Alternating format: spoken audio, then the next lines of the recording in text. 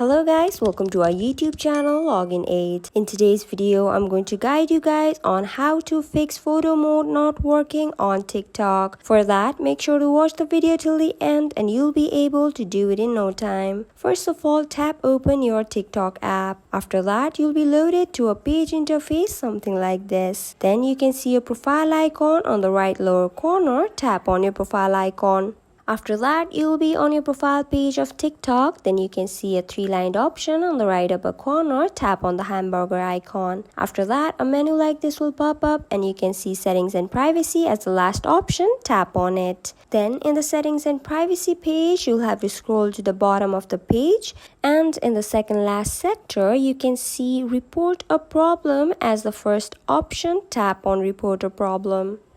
After you tap on it, you'll be loaded to a page interface something like this. Then scroll to the bottom of the page again. After that, tap on submit a report. After that, you'll be loaded to a page interface something like this in which you can tell TikTok your feedback. Then type in your problem in that feedback box. I've typed my photo mode is not working and I want it to get fixed as soon as possible. After that, tap on submit on the bottom of your screen.